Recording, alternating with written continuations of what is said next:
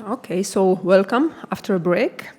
I think we are ready to start the first panel discussion during our conference. Our speakers and moderator is already with us. The moderator of the panel discussion will be Dr. Piotr Setkiewicz. He is the head of the research center in our museum, in Auschwitz-Birkenau State Museum. And we have 4 panelists, which are Dr. Zofia Wójcicka, University of Warsaw, Poland.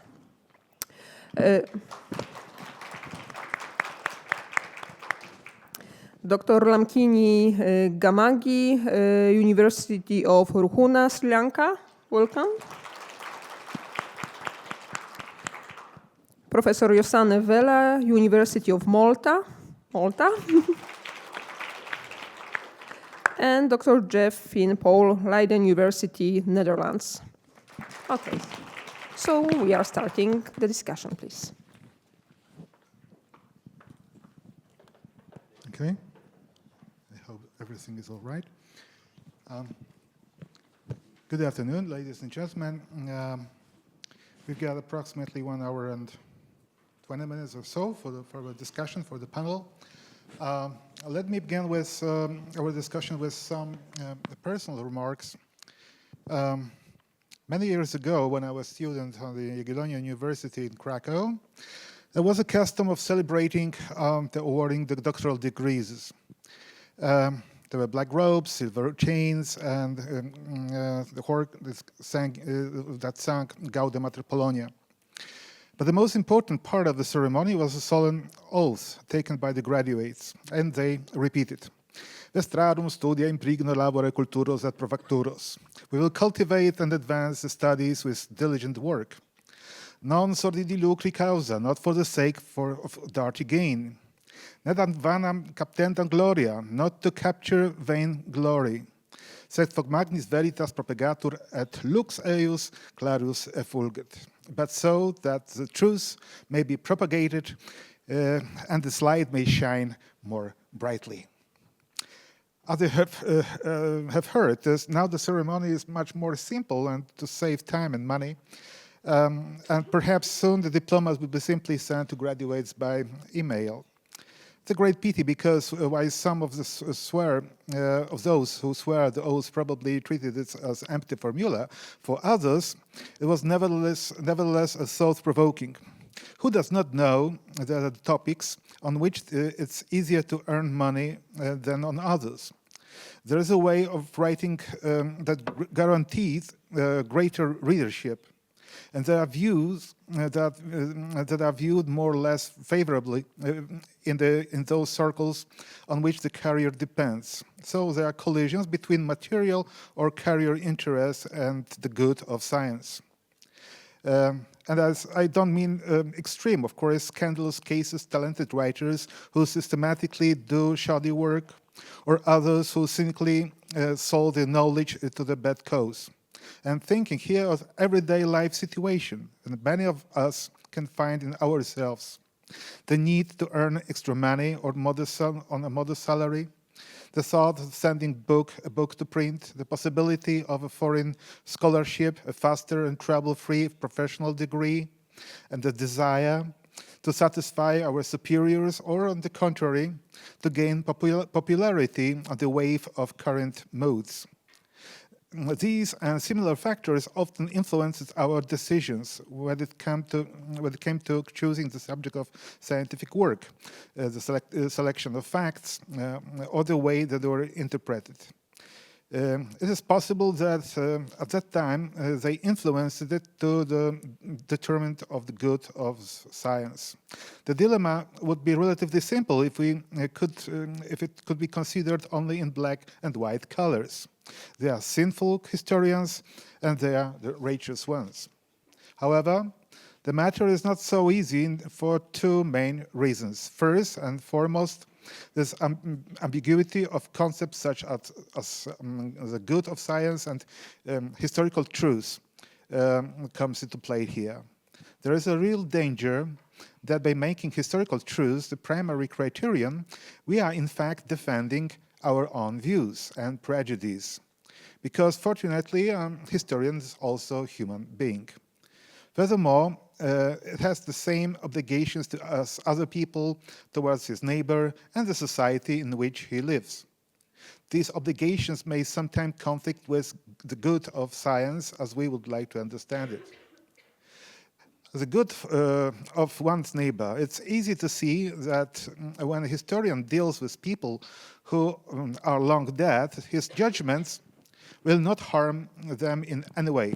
But the historian of the 20th century writes about living people, or rather about the people whose children or grandchildren are alive, or to whom the good name of the parents is not indifferent. The questions therefore arise. Should something like concern for good honor apply here? The question is not at all easy when it concerns prisoners of concentration camps such Auschwitz. When studying the history, we have an obligation to record both bright and dark aspects. It does not pose any difficulties when the events extracted from the sources are impersonal and not individual. Then the acts of brutality or greed make up a uniform background and do not harm anyone individually. The matter is different when we deal with distinguished and widely known prisoners. We are interested in them because of their behavior in the camp, and in this respect we should reveal without scruple both the bright and the dark. We need to know and say how, for example, otherwise excellent scientists, artists, physicians, or even highly distinguished members of a resistance movement sometimes harm their fellow prisoners, competitors in the fight for survival. Or, for example, to what extent their behavior was influenced by anti-Semitism. However, this remains the sphere of the private lives of these people. Is it important for the assessment what addictions they indulged in, whether they visited the camp brothel, or what minor sins they committed beyond the sphere of ordinary activity attributed to prisoners? Of course, it is significant because it complements the image of a person. But is really the most important thing? It's difficult to answer this question. A much more serious issue is a reconciliation of our duties as researchers of the past with an expectations towards the duties of a citizen of a given country, and in our case, of course, the citizens of Poland. When formulating our judgments about the history of our own nation, we are the subject to double pressure. On the one hand, public opinion tried to impose on us a point of view in which Poles constitute the sum of all perfections. In everything they have done, that was always right. And whenever something bad happened to them, it was only the bad neighbors who were to be blamed.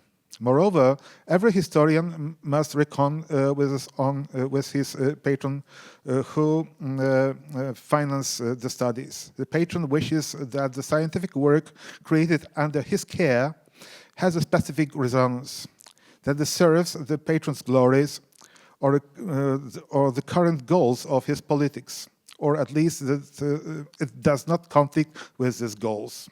There's nothing new. In ancient times, the monarch of the church were such patrons. Today, the author must reckon with the state authorities, with the prevailing opinion in the scientific community, with the recommendations of suggestions of influential institutions or people who are responsible for allowing the author's access to source materials or financing the printing of the book.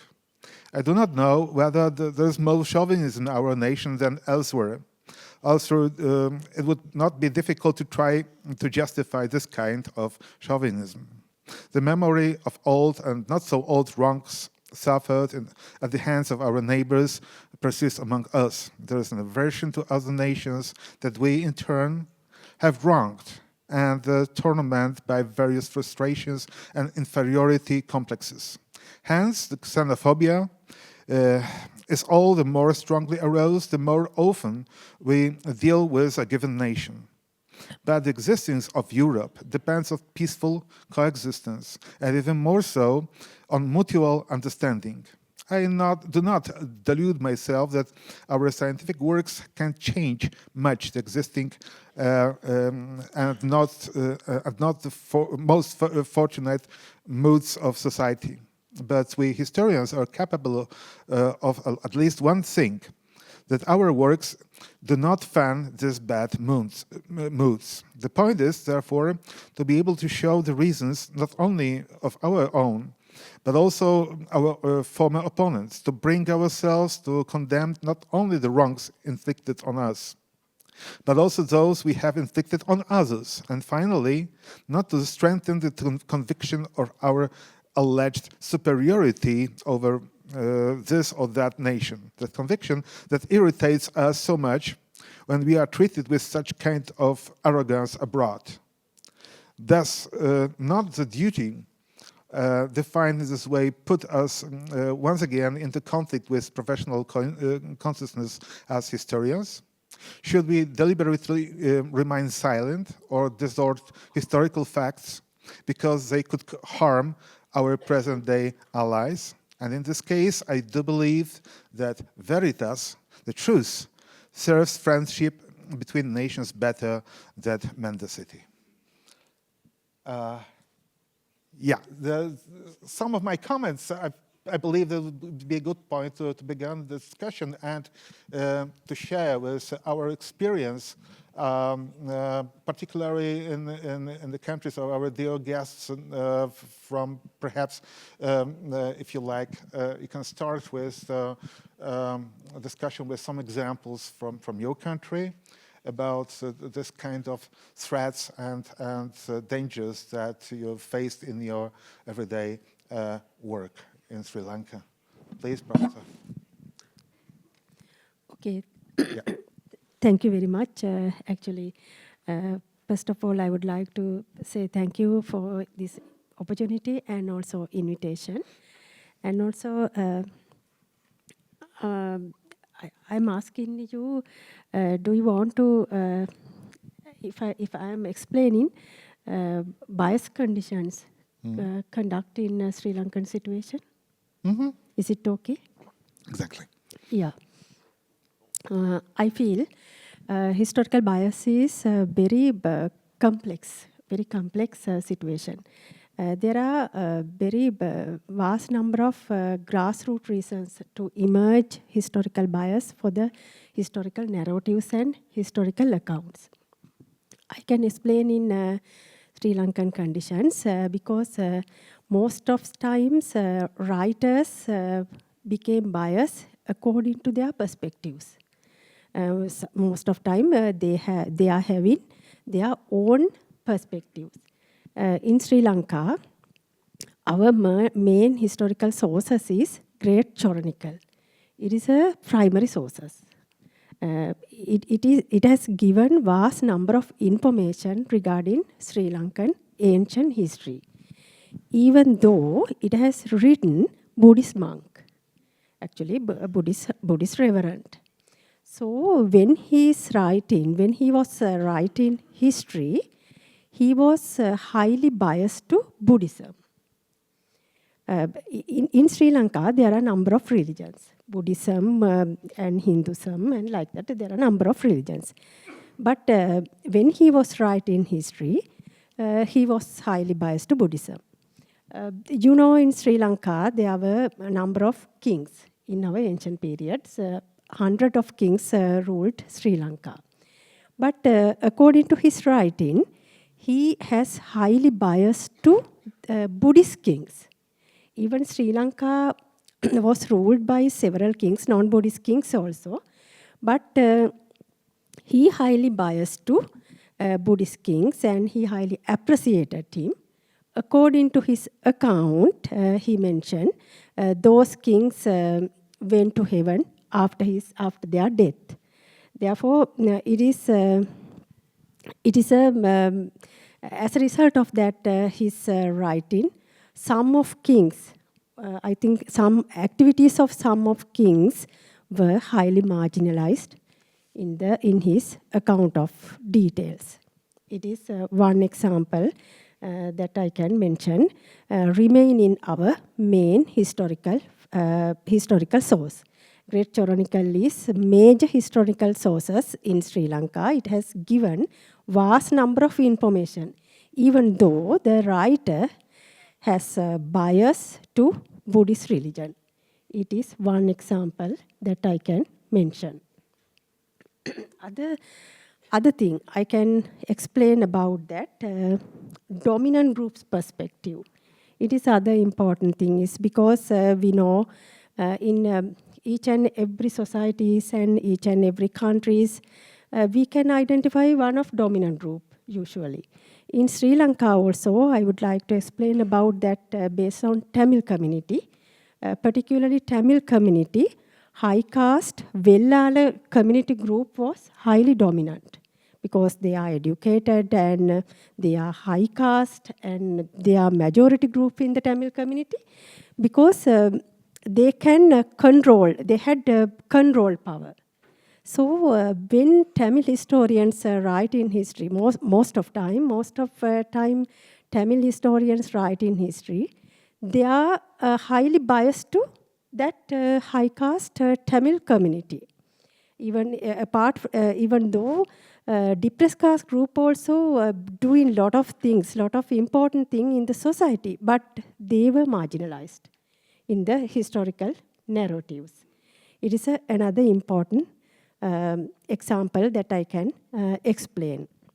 And also sometimes I can say in Asia, when I consider about Asian context, in Indian context, and we know Hindus are dominant group, and some depressed class group not represented in historical narrative. Some Dalit troops, they are doing, they also doing a lot of things, lot of important thing in the society, but they were marginalized. They are not activity. The historians has not included their activities in their narratives and in their historical writings. It is one important. It is another important thing. Other than again, I can explain about that colonialism perspective. Colonialism. We know Sri Lanka was a colony. Before 100 of years, Sri Lanka was a colony. According to sometimes, if we can identify some colonialism-related document, most of the time those documents has mentioned those colonial rulers came to Sri Lanka and they civilized. They civilized us. They ignored our culture, values, our civilization. They ignored, according to these historical narratives, they ignored that.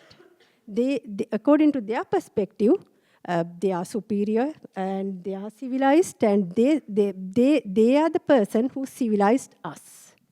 So our values are, as a Sri Lankan, our values are marginalized in that historical narratives. It is another example I can explain based on Sri Lankan context. And also I can explain other thing, and nationalism. Nationalism is another most powerful weapon when historians became highly biased.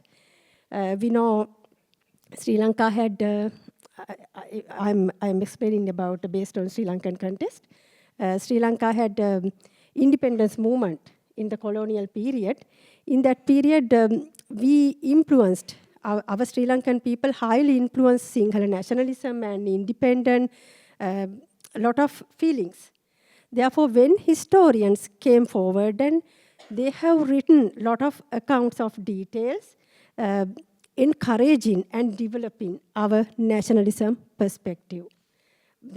Because they became a little bit of biased, because they highly motivated nationalism, a nationalism-related perspective.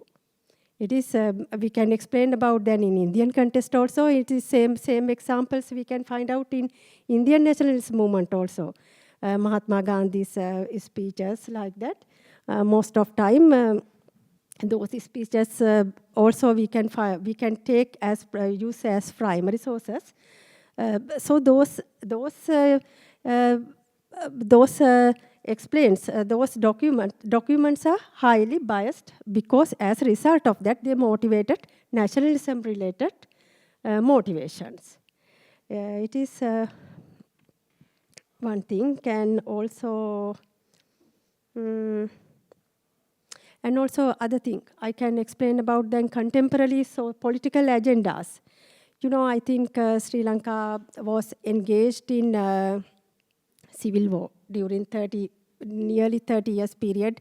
We were engaged in civil war, Sri Lankan government and LTT movement.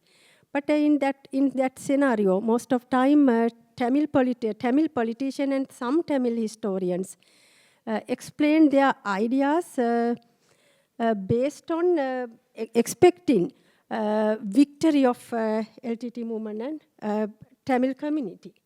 Therefore, they acted according to the contemporary political agendas. In Sinhalese, other side in Sinhalese movement also we can explain about that, because some Sinhala politicians and some Sinhala historians also mention expecting victory of Sinhalese Sri Lankan government. Therefore, at that time, most of time they were biased. They became biased.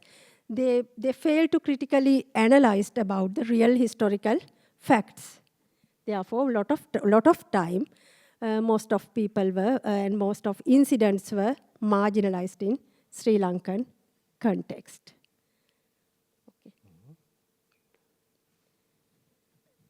Okay. Okay. Thank you. Yeah, perhaps Professor Vella Bibi would like to talk. I thought this was going to be more a discussion, but I can speak about Malta as well. But Malta is not special. I mean, when it comes to history, as you would all think, I think most of you, I'm preaching to the choir here, know that history is not the past. The past is the truth. History is an academic activity, what historians do. And of course, you can't escape your perspective. So who is writing? Now, perspective and bias are not exactly the same thing. So none of us can escape the fact that we're living today, 2025. But then bias is seeing everything good or everything bad. It can be good or bad bias. When it comes to history, however, it's not a free-for-all. It is, in a way, a science as well, because you have to tie your argument with the evidence. But sometimes the very same evidence, the very same source can be used to give totally different interpretations. And history is fine with that. I mean, scientists wouldn't be fine with that. I mean, 1 + 1 make 2. And that's it. If someone says, well, maybe 2.5 or 5, I mean, he'll be laughed out of, his paper wouldn't be published. But in history, we accept very different reasons why the Second World War broke out, for example. And people accept or not the different interpretations. But as long as you use the right tools with correct evidence, I mean, not saying untruths. I mean, E.H. Carr says that, getting your facts right is sine qua non. It's obviously, you're not going to get the facts wrong, but the way you interpret them, that is acceptable in history, which makes it quite... But is it always acceptable? I mean, because to open this up and make it more of a conversation, I've gotten in trouble for saying things which are politically incorrect amongst academics, for example. So the idea of slavery in the Mediterranean, my expertise field. If I write a book that's called Cruel Taskmasters, Christian Slave Drivers in X Island, then I can win all the awards. And if I write a book that says Cruel Taskmasters, Muslim Slave Drivers in this island, then I get silenced. Even if there was, in this particular case, 10 times more Muslim slave drivers, If I write about the Christian ones, then I get every award and get feted and put on TV. So there's a question of what agendas are allowed by the profession.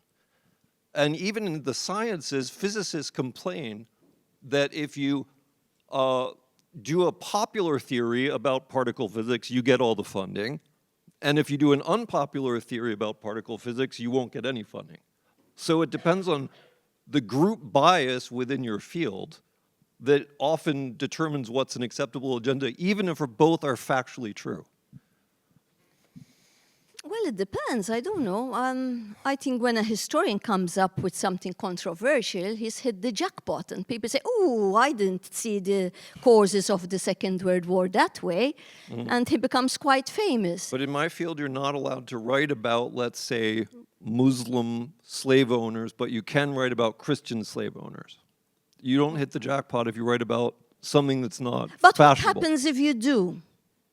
Well, then you You get got si- published. You get You got silenced. published just the same. Well, no? I mean, I wasn't actually at that point in my career writing controversial things. I built up my reputation writing what I was supposed to.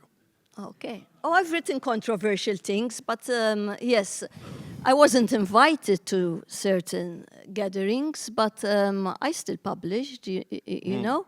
And it's important that you have your integrity and stick to. I don't believe in my truth, your truth, his truth. I mean, I don't want to be misunderstood at all. I mean, in history, there are sources which are more reliable than others. And you, by using good arguments, you can show that you have a stronger argument. I also believe in making moral judgments in history. Many might not agree with me on this. But I mean, what's the use of doing history? But if you what about can't- social media fashions? So, for example, My truth, 20, your truth, his 20 truth, years that's- ago, yeah.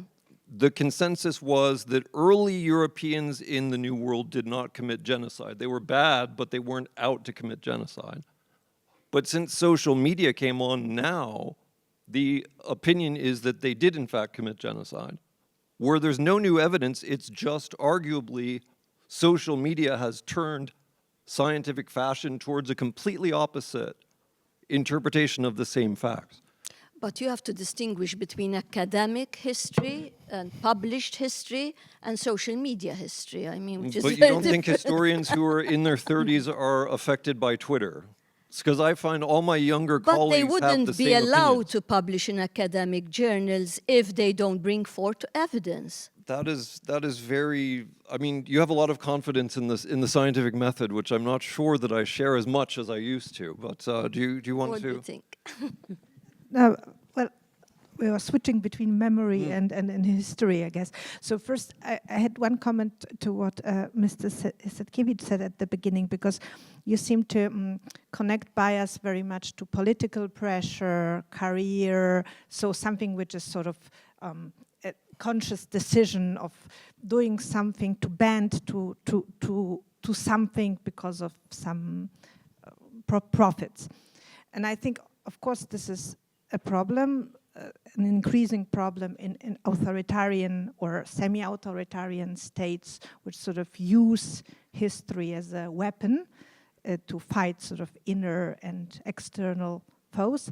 But I think, in a way, in general, historiography and memory even more so is in a way biased by nature, because we as historians are having a family history, are raised in a specific memory culture, are raised in a special sort of professional framework which may change. And also, so just connected to our field of discussion, but a very remote area.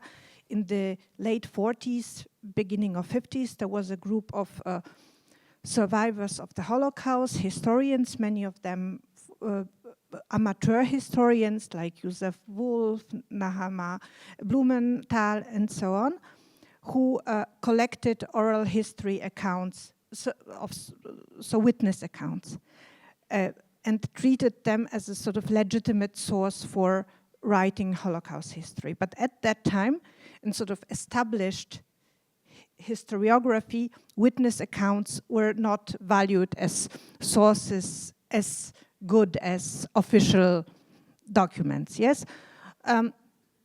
So obviously there was also some of those established historians were also German historians, so maybe they had also other reason not to value those sources. But in general, though they had to, those few historians, they had to fight to get their sort of sources acknowledged.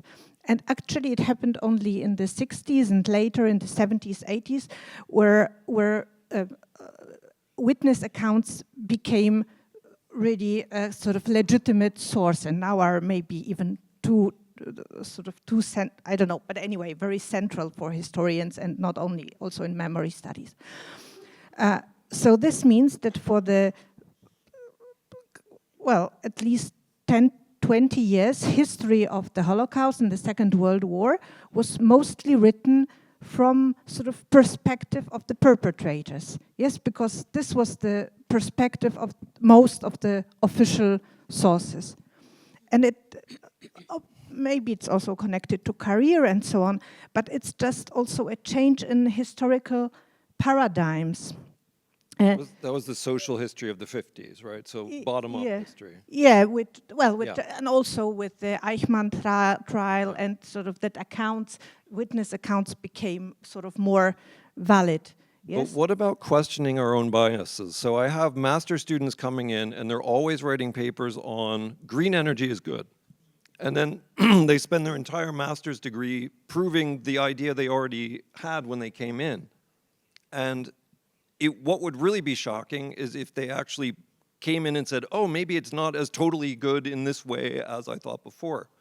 So as social scientists, because we're maybe more dealing with the realm of theory or interpretation of human actions, can we even claim to be objective the way that, you know, even scientists could do? And I'm afraid that we're not teaching our students to think critically because they're going into these programs and already just proving what they already believed in the first place. Like, how do we, as social scientists, as people who work with memory, really challenge people, even if we all, as professors, tend to all think the same thing? I mean, most academics skew, let's say, center-left historians. What if our students come in with a center-left point of view? Do we just rubber stamp them? I mean, or do we actually have robust ways of challenging them and ensuring that they actually create a scientifically valid proposition? So you think you can be objective in history? Well, yeah, I do, actually. I'm a positivist. just now. said you can't. Postmodernists would not agree with you. Yeah. History is all the writing of today, looking at course. the past, they would say. Yeah.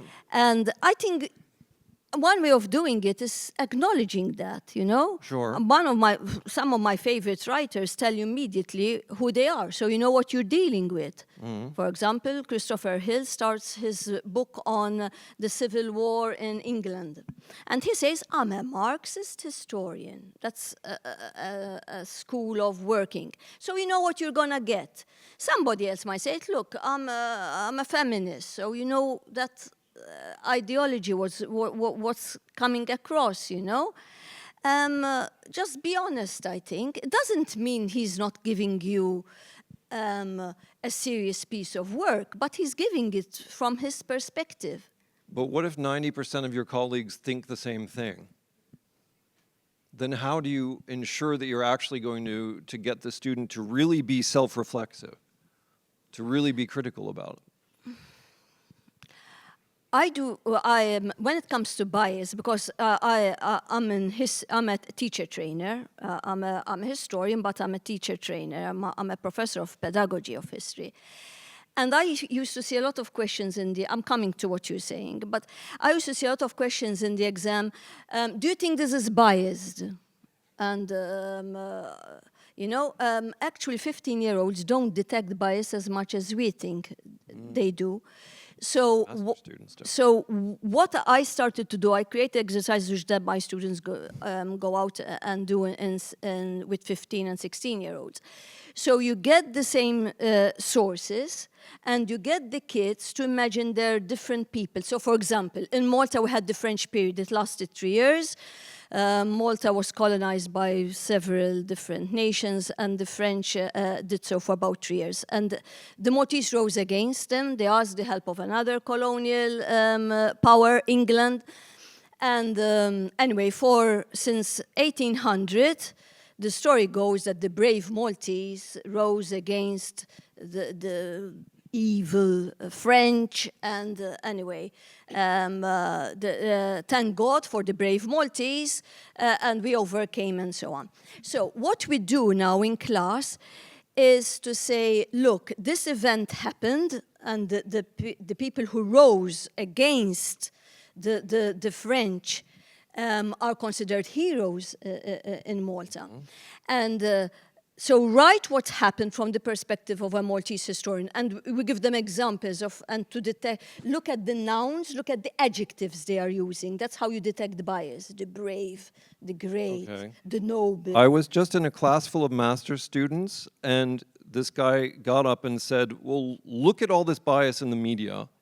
And he gave 10 examples of right-wing media being biased, and didn't give any examples of left-wing media being biased. Everyone in the class just agreed with him and thought he was being self-reflexive and critical. Okay, no, we give them both. And then we tell them, now imagine you're a French contemporary who looked at these terrorists who tried to overcome the government. That's what they tried to do. The government was French.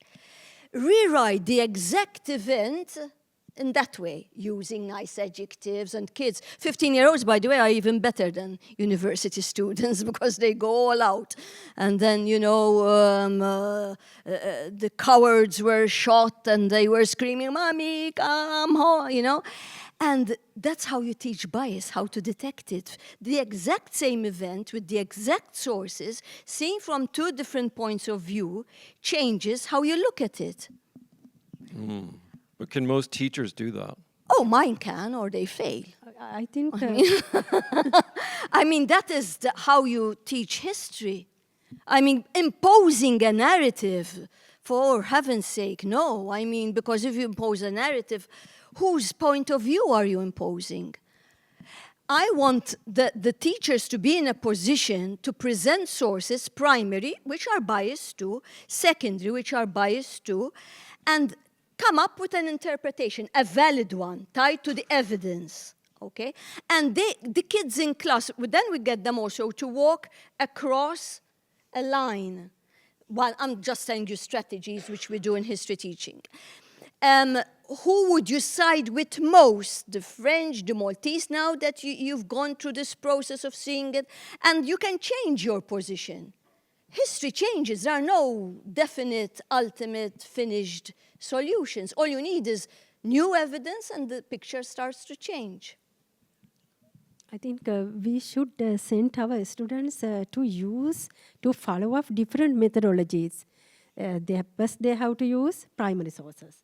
Then they have to use secondary sources. But not only sufficient, they have to use oral history, lot of sources. They have to follow up. Then they should cross-check each other. They cross-check. They have to cross-check. And then why is it in my field you're allowed to write one side of the story but not the other? If we're so good at this. yeah. That's the question. So I think we're like in Plato's cave. We think we're at the level of being critically reflective, but we're actually not. There's higher levels of critical reflection than most academics are capable of. Most theorists. But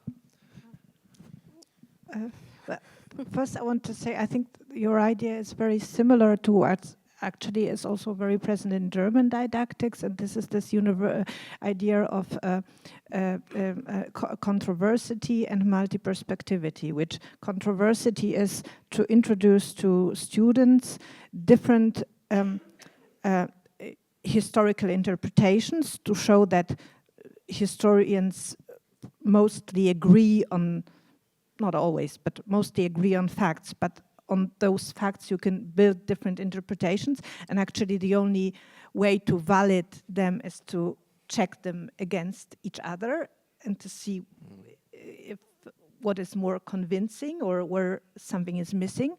And the other is multi-perspectivity, to show that there are different sort of experiences and perspectives on certain historical events, phenomena from the time. Yes, so for example, I don't know, people who were, I don't know, it's my field of research, were Jews who were in hiding maybe perceive and see the history, this experience different than those who hid them, yes? And everybody would profit of showing in, for example, in a museum, both perspective and not only one, which would make the history sort of more complex.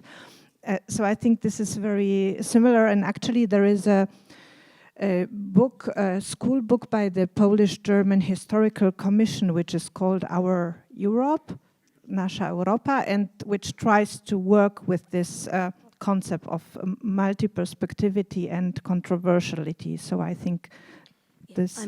If you were familiar with Euroclio, I mean, these are, I'm not saying anything extraordinary. I mean, it's the pedagogy that's been the past 30 years, multi-perspectivity and so on. The hope is that even through empathy, you know, you can change the world and make people understand each other better and so on. Of course, one of the pioneers, Peter Lee, who did empathy, who was the first one to start it, said that's rubbish. But people like me don't give up. But the problem with the bias and different multi-perspectivity and so on, with kids up to 15, it kind of works because their values are not always solid immediately. But with adults, unfortunately, since we invest a lot in our biases, I mean, I don't know if there are any psychologists here, it's not my area of expertise, but you know what about the backfire phenomena, where if someone, even if you confront him with facts which go against his bias, then he's silent for a minute, he just readjusts the facts to suit his bias. So you think most history teachers could do a good discussion about, say, immigration in their classrooms, when almost all of us are pro-immigration, but 30% of voters are voting against it? Do we empathize with those voters who are voting against it in our classrooms, or would we not represent that? With the right way, you can. I feel like the rest of my panel is suggesting that we would do a good job, and I'm suggesting that there's big groups of people, members of the public, that we completely exclude as other, and we think we're doing a good job, but we don't, with something like immigration that's very controversial. I think it's very demanding and very difficult to introduce really multi-perspectivity and controversiality into school. Or I mean, I'm not a teacher, but I can imagine this really requires a training, and it's not something you do like this. Because most of us in the room think those voters are bad people, right? So that makes it difficult. You know, the voters who would say that immigration is too much or something. We all demonize them as others, as academics, generally speaking. No, I mean... You don't think that that's standard amongst the historical profession? All my master's students would say that. That I don't prove. So you think most academics are anti-immigration, or...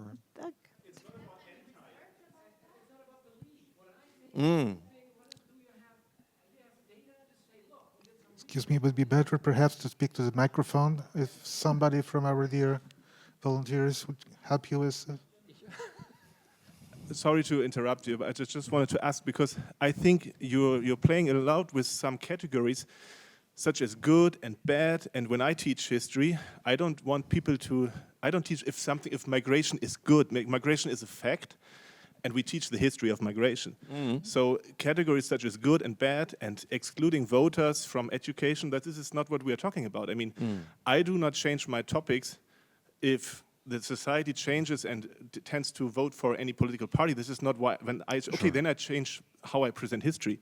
I present history how I understand it.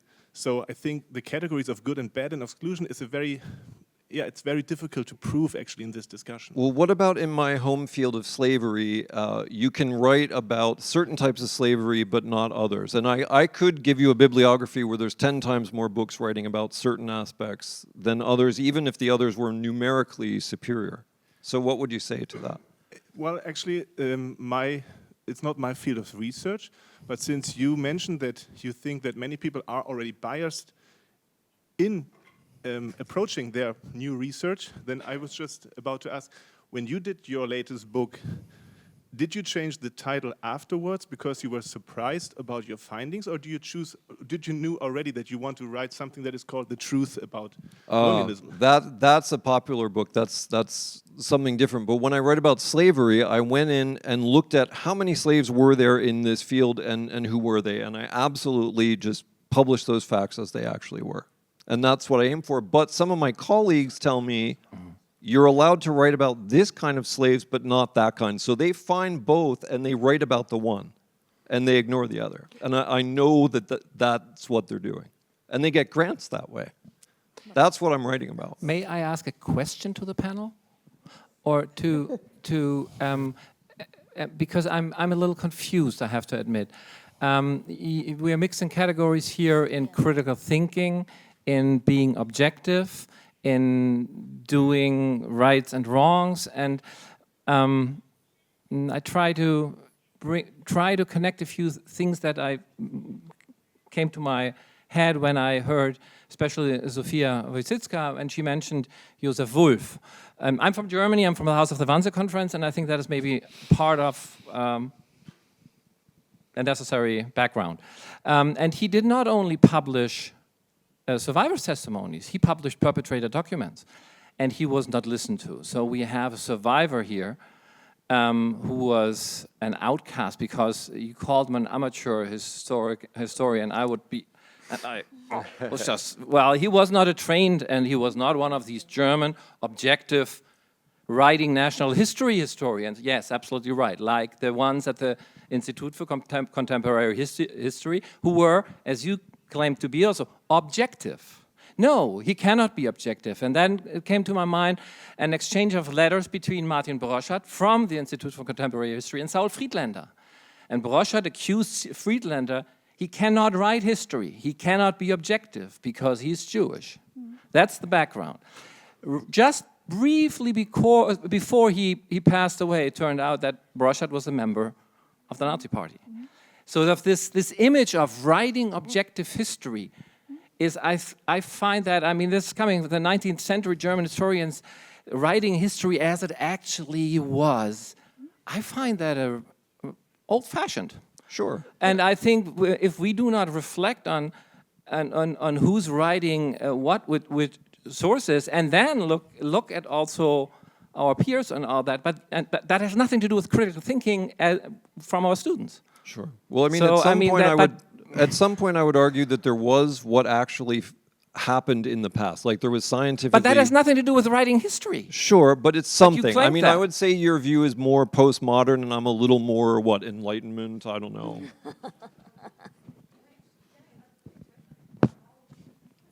Just a second. Does it work? Okay. No, okay. Ah, sorry. Can I? Yeah, okay. Yes, we can hear. Yes, so I agree with the previous intervention about the mixing the categories, about critical thinking, the objectivity, and also the difficulties of pedagogy, which we're all struggling with. Our students, I think that we have to do the best that we can, and that's, I would say, all. And also the question of illegitimacy of some researchers, and also the question of grants, which goes with the question of illegitimacy. But this, which is what? Donors or grants. I mean, I am coming from French system, so we are hopefully still have the public funds. I think that, for example, in the case of Poland, and I think Zofia Wojcicka is a very great example of this kind of scholars, that we have two kind of schools. The one, the new school of the Holocaust, which is not or was not so legitimate in Poland vis-à-vis of the government, and also have some grants cut it, but still was very legitimate in the research field outside of Poland. So I think that as scholars, we have to do what we think is objective at the moment of objectivity. So if your findings are about, I don't know, Muslim slave masters, okay, maybe you won't have the I don't know, still you are invited here, so your research is recognized. So I don't think this is what we have to follow as researchers. I mean, the question of grants or I mean, it's of course important, but if you are still stick to your integrity as a scholar, for me, this is. You don't tell your PhD students, do this, don't do that. You'll get more money this way. No. Or nobody at your department says that? No. Does anybody else have people at their department who says, follow the grant money? Here again, I mean, I'm coming from French system, and we have the freedom of research. And I think this is a good thing, too. Okay. In the Netherlands, it's not quite so rosy, I would say. But we have to defend the system. Yeah. Eingeschaltet?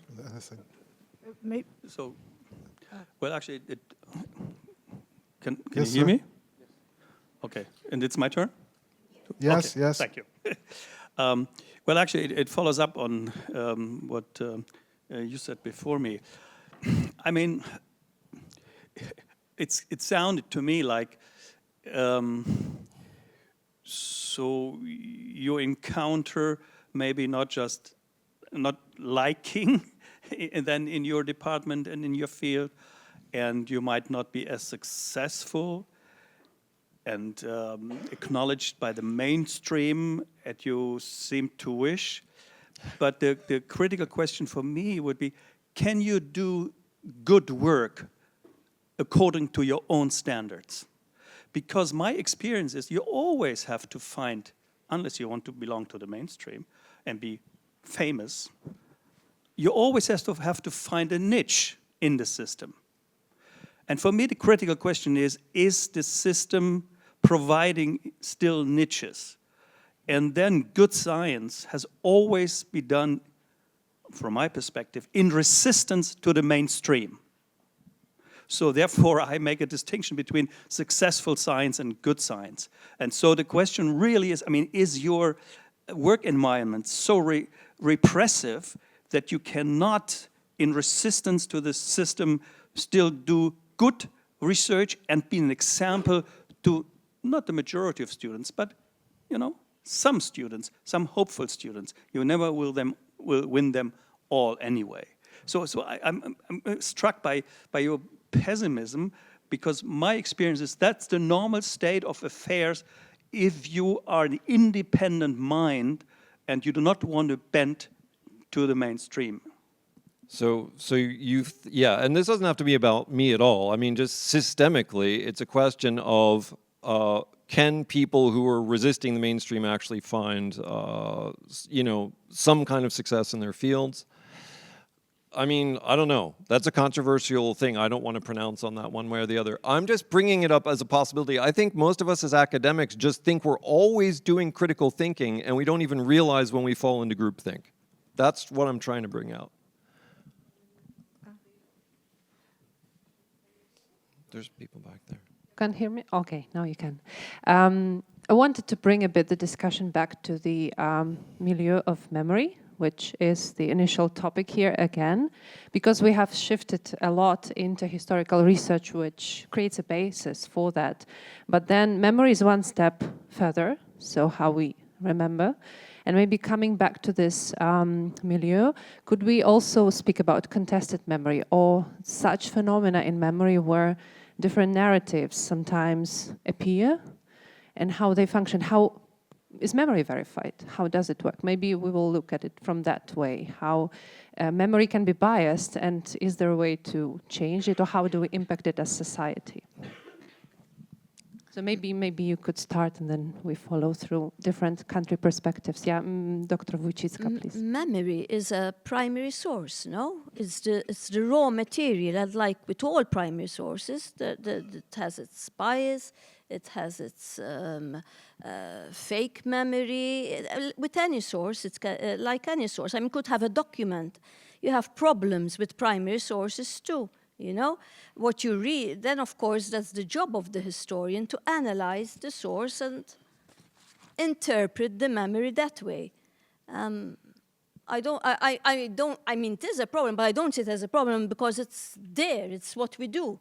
The tools of the historian are the sources, and different kinds of sources have these defects. But so then, what are you implying? Are you saying that maybe, I don't know, what's the worry behind your question? I think that question was from a different perspective. So it's not about the sources as witness accounts or others, but it's about what people, what is about collective memory now and the differentiation between historiography and collective. Historians can help shape social memory. Yeah, so of course they can.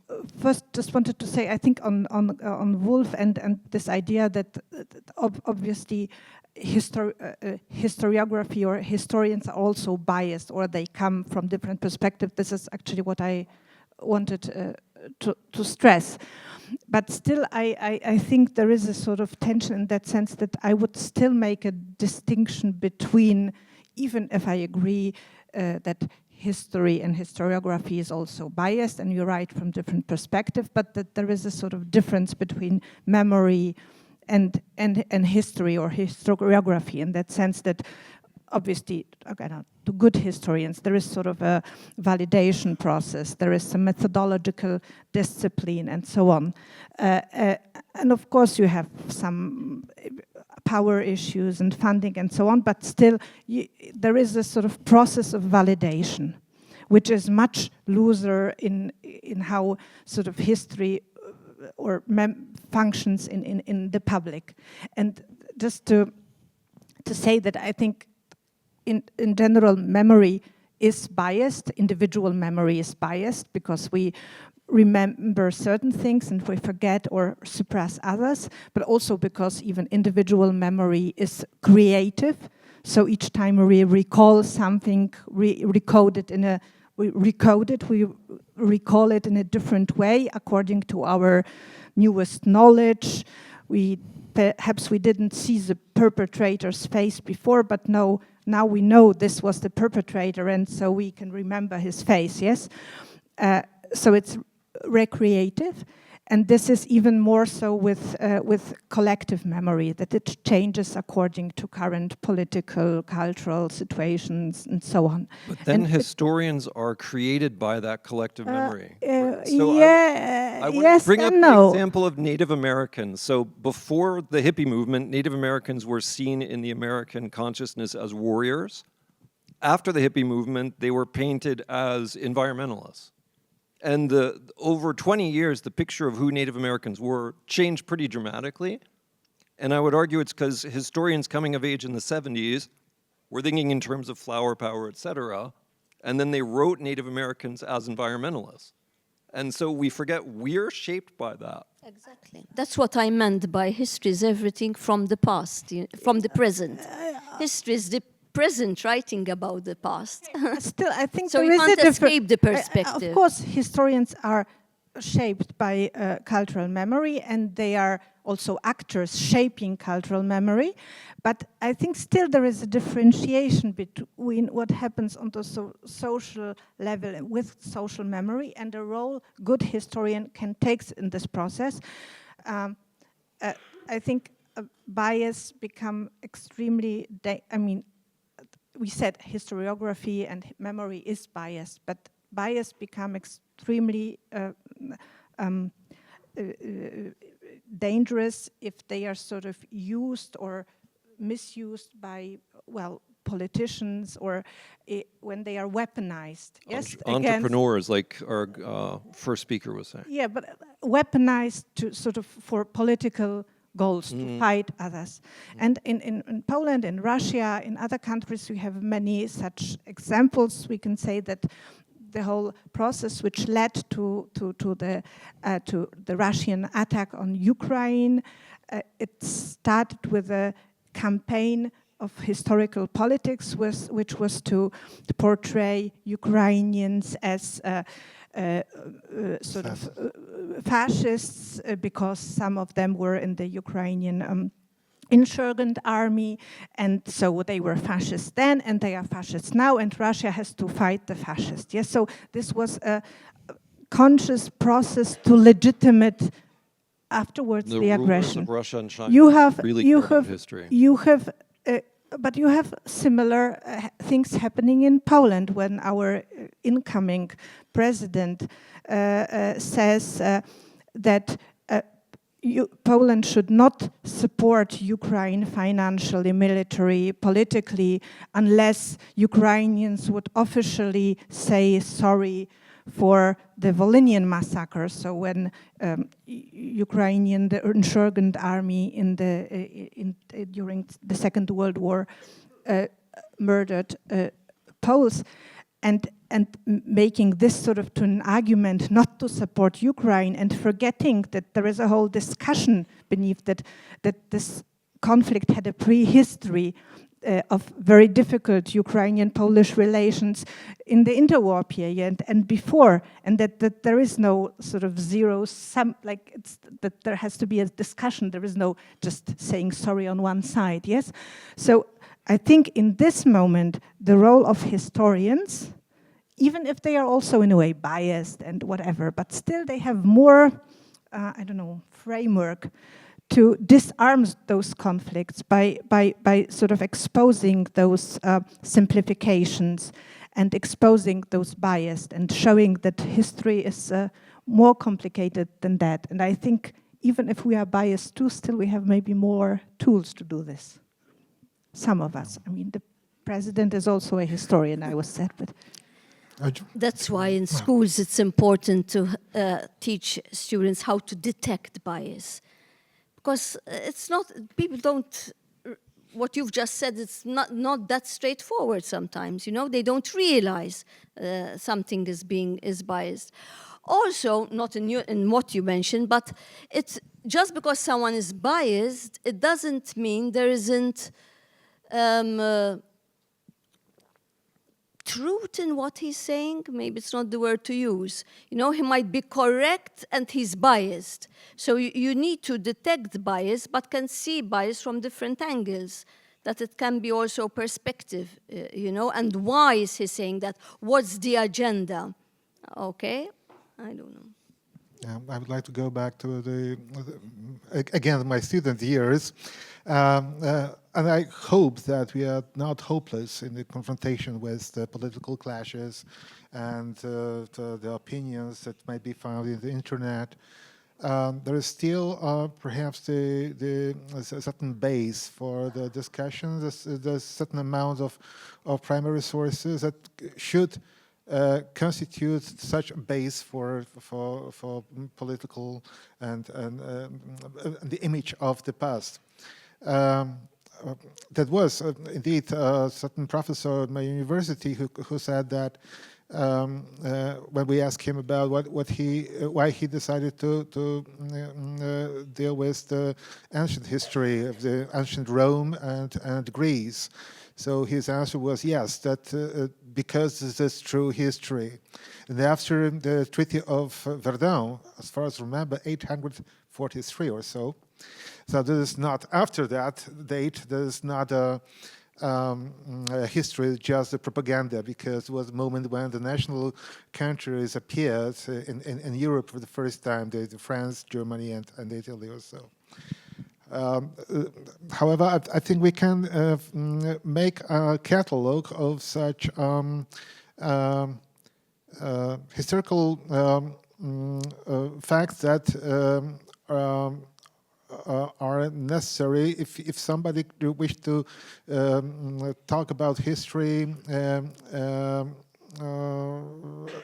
in the terms of the hard science. For instance, there is chronology, for example, is beyond any discussion usually. Okay, there are statistics.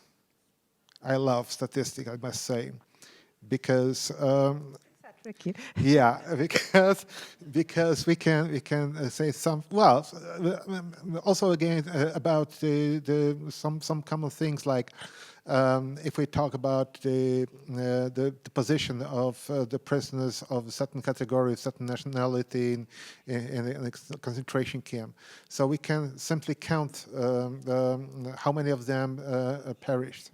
Okay, how many of them had a chance to become capos or the privileged prisoners? So it gives us a certain base for the discussion. It's not just journalism. Not just a feeling. Yeah. Too often historians write about feelings without the quantification. Yeah.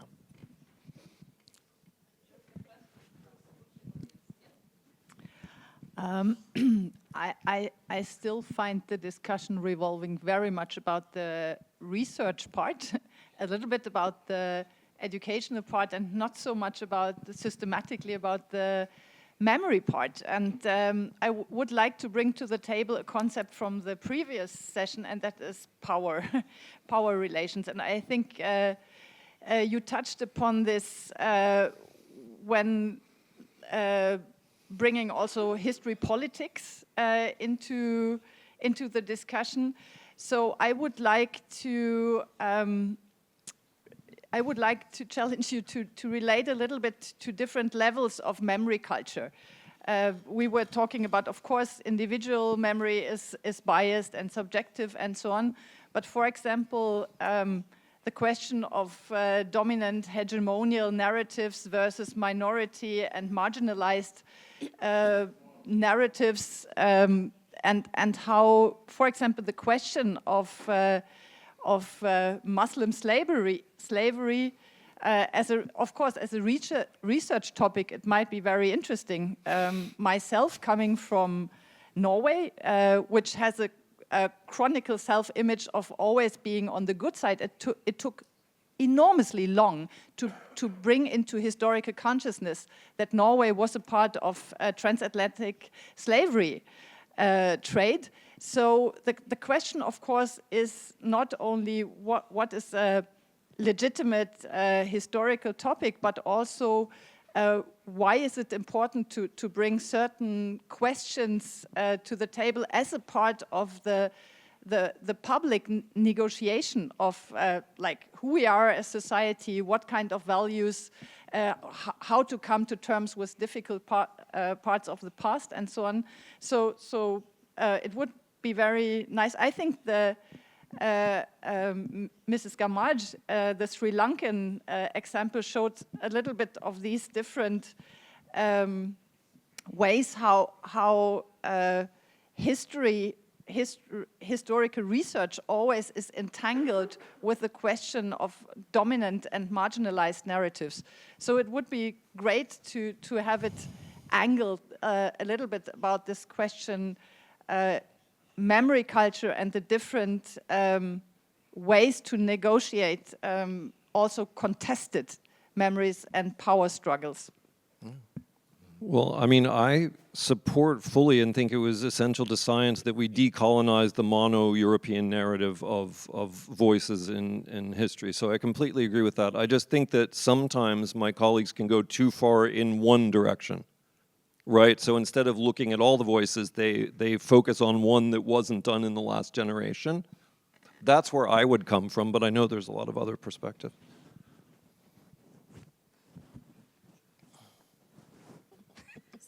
Yes, sir. Am I allowed to speak? Okay. I don't think talking about objectivity is very helpful, but I do think there is groupthink, and I don't think not thinking objectively is not thinking critically. I think critical thinking and subjective thinking, if you like, can go hand in hand. There is groupthink, though. I think the key is integrity. I made my peace when I started my career that my research interests in sociology were never going to be fashionable.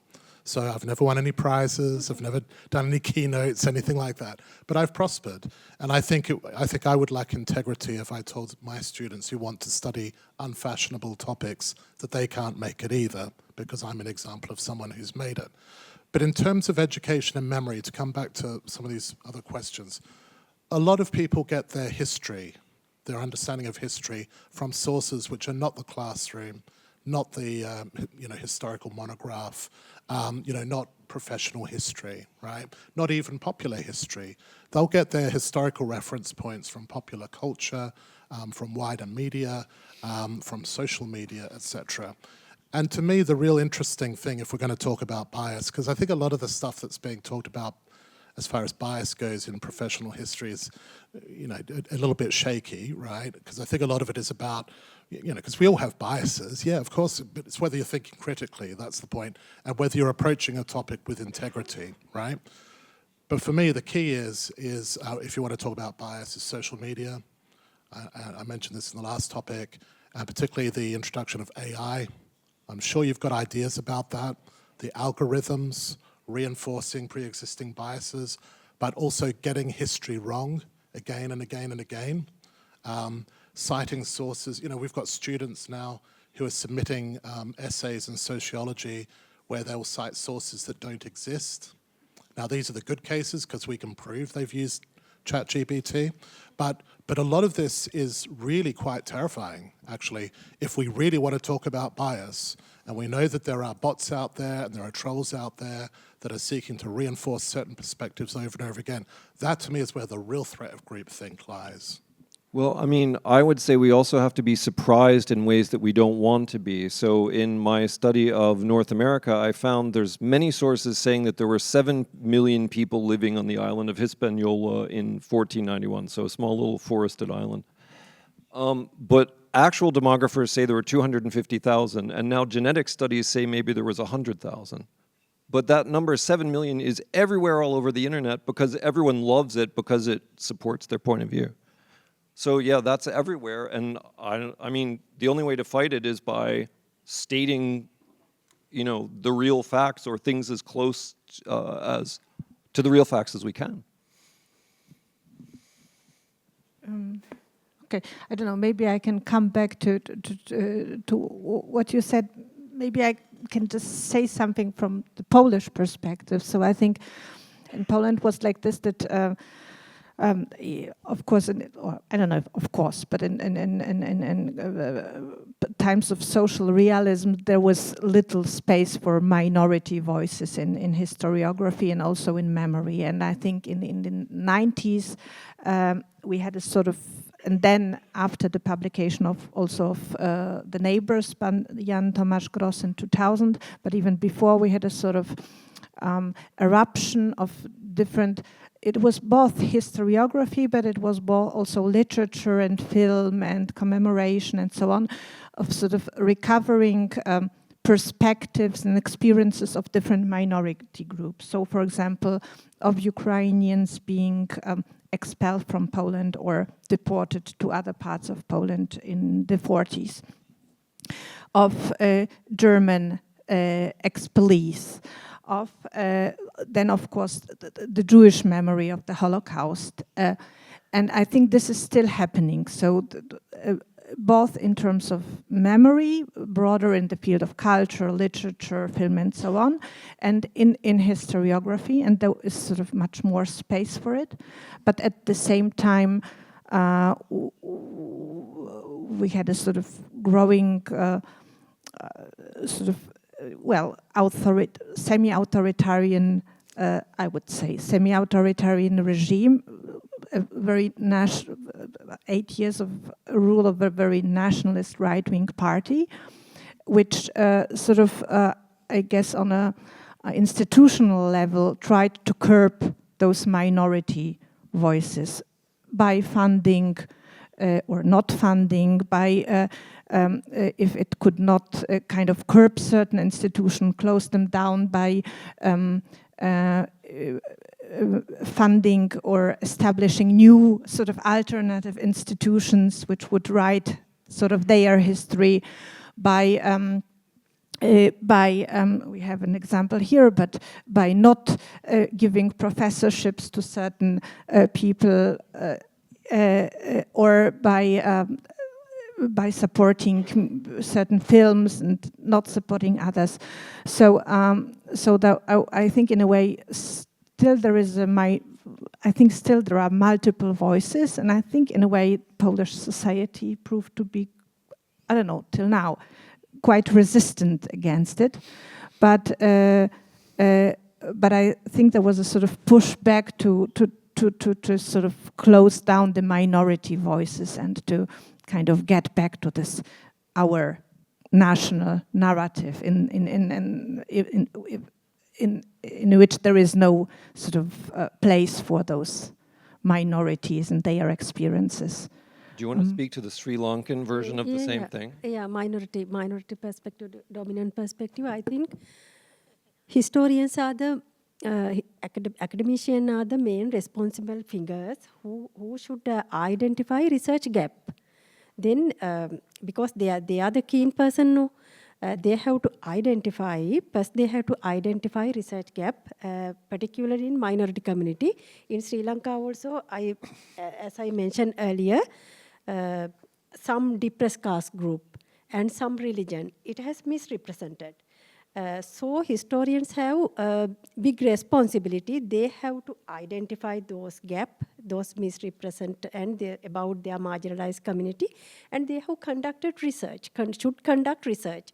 And they can guide to their students also to do research. And also government and institution also do pressure to conduct that research regarding these marginalized areas. Then through this method, I think we can avoid, we can redress bias, and we can provide the opportunity in the historical arena, that kind of marginalized community. I think these are my suggestions.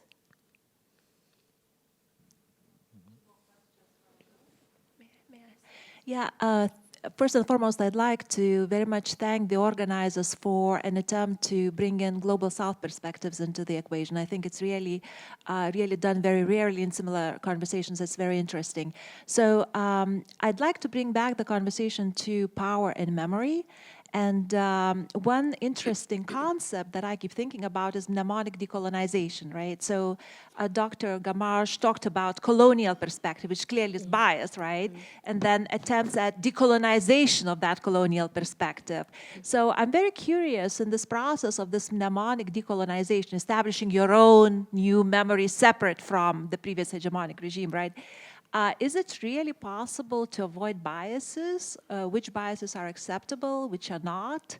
Which voices should be heard, which are not, right? And that very much goes back to the comment by Dr. Wojcicka about the inclusion necessity to include minority voices, right? Who decides which voices should be included in this, mnemonic process of mnemonic decolonization? Yeah. I can explain about that based on in Sri Lankan context. There are a lot of analysis, highly biased, particularly the documents have written in colonial period. Those books highly biased to colonial side. They have mentioned some words, civilization, tribe. They have mentioned regarding as a tribe to such kind of people in our countries. I think, so as historians, we think Eurocentric perspective, it has implemented, they have implemented in that period. But now we are making a lot of decolonization projects for the museum, right? That in Sri Lanka, our museum also highly, our lot of artifacts highly based on related to colonial peoples. But currently we are creating a decolonization projects, and we try to give opportunity misrepresented people, marginalized people, and we are trying to collect artifacts and documents and archaeological monuments a lot of things in our museums to provide and to express our dignity and our culture, our society, like that. Those projects we have already conducted.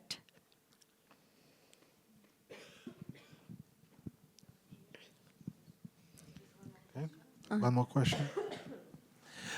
Thank you very much. My name is Dmitro. I am from National World War II Museum of Ukraine in Kyiv. So thank you very much for this discussion. And I would like to put an open question to anyone who would like to speak. I'm from the region in Central and Eastern Europe, in which traditionally the role of the state government in shaping of historical memory of the past, especially World War II, and what is called the historical national narratives is always quite high. It depends on the country, so it's, I think, applicable to all the countries of the region, or almost all the countries. And so, of course, if we speak about Russia, it's another situation when the history is weaponized to the state of propaganda. And of course, I realize that these peculiarities depend on particular conditions and particular country and historical circumstances, but I would like to ask about your vision of the role of the state authorities in guiding and shaping the historical memory of the past, and particularly World War II.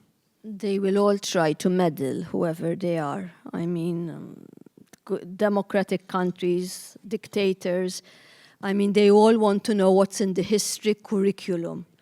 They all want to know what's in the history textbook. All of them, the dictators and the democratic rulers, the clever ones, because they know it's where you can meddle. That's why the pedagogy has to be the type which does not impose a narrative, but presents.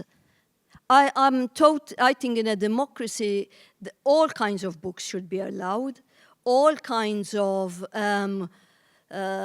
historical collective memory, even those which might be disagreeable. But then what you need is the solid textbooks which can challenge all these views. But don't you think democracies have a better track record? Because I'm much more of a democratic optimist. I think that democratic governments, while never perfect, allow much more multiplicity of voices, historically speaking, especially in the last 30 or 40 years. Oh, don't be so. Than autocracy. I mean, right before the invasion, we know... Well, should I say this? I mean, but Russia and China rewrote the textbooks in the last 5 years to prepare for war.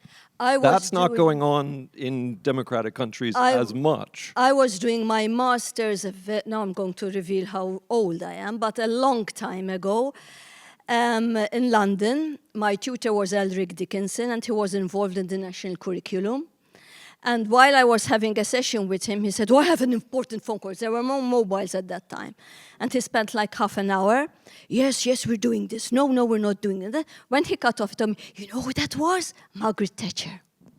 She wanted to know exactly which topics are going to be in the new national curriculum. But she doesn't have the power that Xi has in China. Margaret Thatcher doesn't have the power over the historical establishment. She went directly to the curriculum maker, who she appointed. Okay. What about Berlusconi? What did he do? First thing he did, he eliminated all Marxist textbooks in schools. And if there are any Italians here, I don't know. You know I'm correct in this. But you haven't lived There in was a big dictatorship. row over that. Anyone who has any intelligence will attack textbooks immediately if he wants to be powerful, influential, and have people vote for him as well in a democracy. So maybe, again, a bit from Polish perspective, because I think we had a long, it's not done yet, discussion about historical politics, a term which actually came to Poland taken over from Germany, Geschichtspolitik, and which became very fashionable in the 2000s. And I think what was missed in the Polish discussion is that it was mostly about both sides, those who were against and those who were for, very active, sort of proactive historical politics, was about content. So what should be the content of this politics? But there was hardly any discussion about what is politics of history in terms institutionally? In that sense, what can the state do and what it should not do? What is the state legitimate to do? Like, how do you ensure autonomy institutionally? Autonomy of scientific institutions, of museums. For example, in Poland, there is still no law that state museums, they can, the ministry can announce a competition for a director, but it can not announce a competition and just nominate somebody. So that's a very simple, so there was never a discussion not about the content of politics, but about that memory politics is not about intervening and saying, well, could you please, what happened in Poland many times, call to the director of a museum, could you please change this exhibit or the other? We had this case even lately, even after under the now more liberal government. So I think what we are missing in Poland, and I guess in many other places, is a thorough discussion about institutional conditions of ensuring autonomy to educational research institutions dealing with history, and to the limits of how sort of to ensure them democratic legitimacy on one hand, but also scientific autonomy on the other, and kind of how far can the state go? And I guess this is probably also an issue Separation of powers in Ukraine. A democracy, right? Separation of powers. Yeah, but I guess it's there is no one solution to it. It depends on the state, and it may function differently in Germany and differently in Poland. Just one question, please. The lady. Who's?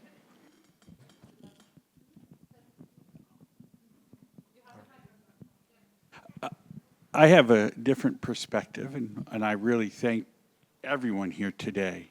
This has been a very engaging topic. I come from Massachusetts, a practitioner of 26 years. And democracy, republic, is not going so well. We were they're posting signs in national parks, the bastion of history in America. Please report if there's anything negative to be said about America.